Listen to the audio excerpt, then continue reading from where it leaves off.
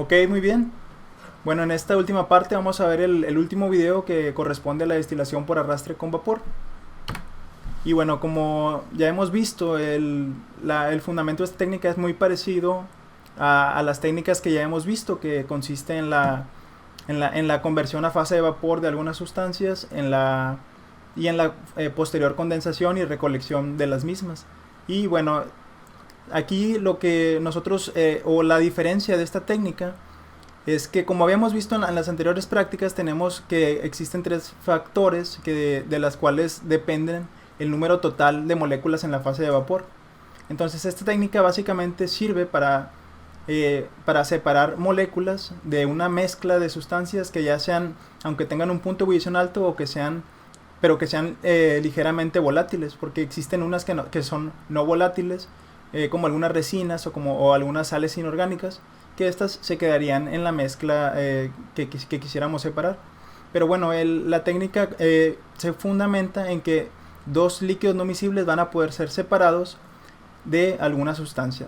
Y bueno, generalmente aquí tenemos lo que es aquí tendríamos lo que es el agua, y en este otro matraz tendríamos lo que es la sustancia o la mezcla de sustancias. Y bueno, aquí dentro de estos tres factores, aquí va a afectar mucho la presión.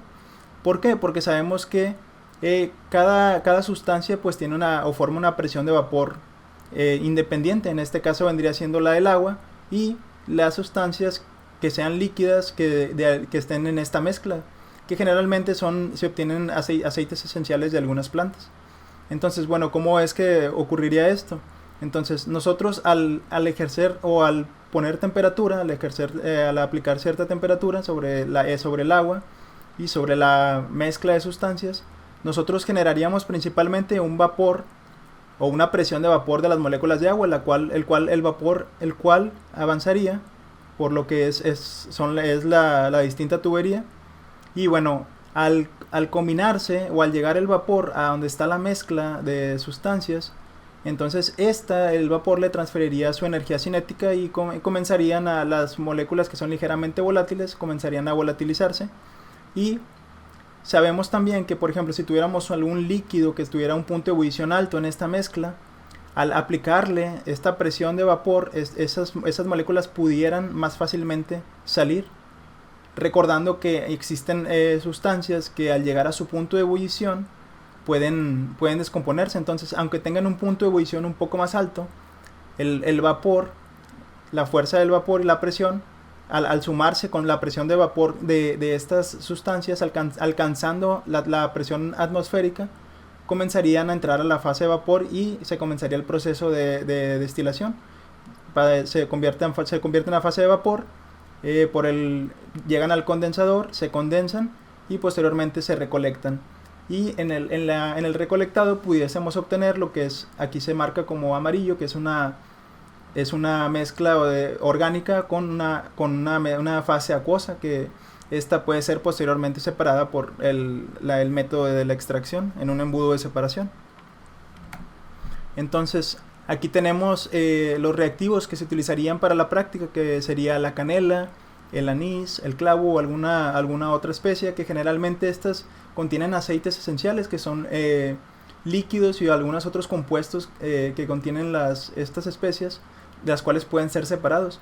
Entonces, hay algunos compuestos que tienen las distintas especias, que tienen puntos de ebullición altos, pero con esta técnica se permite recolectar, como ya lo vimos, este tipo de sustancias.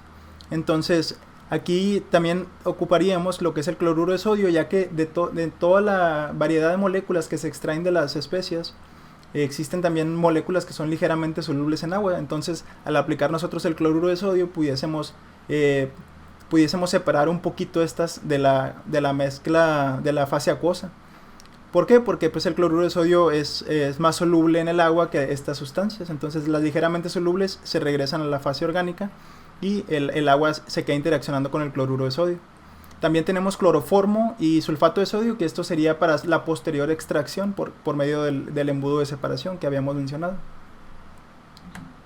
Y bueno, el equipo aquí en el material pues es muy similar al de las prácticas pasadas, a excepción al menos muy parecido con la destilación simple, pero aquí sí vamos a utilizar otro matraz que con un tapón bi-horadado, que significa que tiene dos orificios. Entonces uno de esos orificios va a contener el tubo de seguridad y el otro va a contener el tubo en el cual el vapor va a pasar hacia donde tenemos la muestra. Y bueno, aquí posteriormente podemos tener este adaptador que se llama adaptador de Claisen, o podemos tener un matraz que tenga dos bocas ya directamente, una que vaya conectada al tubo y otra que vaya conectada al resto del equipo, que ya lo hemos visto: el cabezal de destilación, el condensador, el codo colector y pues el tubo o el matraz donde estemos recolectando la muestra. Solamente que, como en esta práctica, pues obtendríamos una mezcla de una fase orgánica y una mezcla y la fase acuosa, que vendría siendo por parte del vapor. Entonces básicamente el equipo es muy similar, solamente que añadiríamos este matraz, un matraz extra, y bueno, otra fuente de calor que también ayudaría al proceso. La fuente de calor secundaria que estuviera en el matraz de la muestra pues ayudaría a facilitar el proceso de destilación. Y bueno, hasta aquí este pequeño video sobre la destilación por arrastre con vapor.